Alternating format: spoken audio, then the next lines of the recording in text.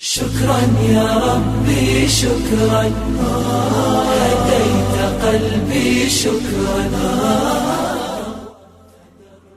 محراب نیاز از کتاب غمگین مشو. به نام خداوند بخشنده و مهربان. محراب نیاز. وقتی که بحر به اضطراب می آید و موجهای او عصیان می کنند، طوفانی سخت می وزد و سوارگان کشتی آنگاه خدا را یاد می کنند و می گویند یا الله. زمان راهنمایان رهگم می زنند، سوارگان حیران می مانند، کاروان و کاروانیان نمی دانند که کدام طرف روان شوند. آنگاه خدا را یاد می کنند و می گویند یا الله. وقتی که به سری بندگان مصیبت می آید، غم و اندوه ایشان دوچند می شود. زمانی که بلاها پی هم می آیند، مصیبت زدگان آنگاه خدا را یاد می کنند و می گویند یا الله. زمان برای طالبان درهای علم بسته و برای سائلان پرده های اسرار پوشیده می شود. آنگاه خدا را یاد می کنند و می گویند یا الله. وقت دیگر چاره نمی ماند، عقلها را تدبیر و علاج نیست. وسیله ها گسسته و واسطه ها بریده می شوند. همه آنگاه خدا را یاد می کنند و می گویند یا الله. وقتی برایت زمین تنگی می کند، خود برای نفست گرانی می کنی. آنگاه خدا را یاد می سازی و می گویی یا الله. سخن خوب و دعای خالص، مناجات پاک و اشک سوزان و آهی سرد از سینه پردرد به سوی خداوند می براید.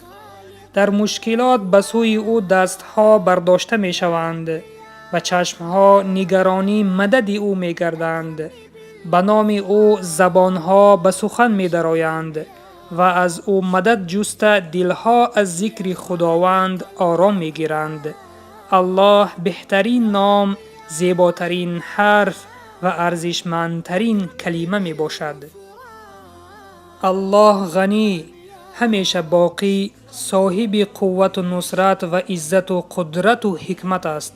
الله صاحب لطف و کرم بی پایان و بر تمام مخلوقات مهربان و یاری دهنده و مدد رسان و محسن است. الله به وجود آورنده، میراننده، خلق کننده ای کائنات و تمام هستی عالم است. خداوندا به جای سوز و گداز و درد تسکین و آرامی بخش، به جای غم و غصه خرسندی و خوشبختی و در وقت ترس چالاکی و بیباکی عطا فرما.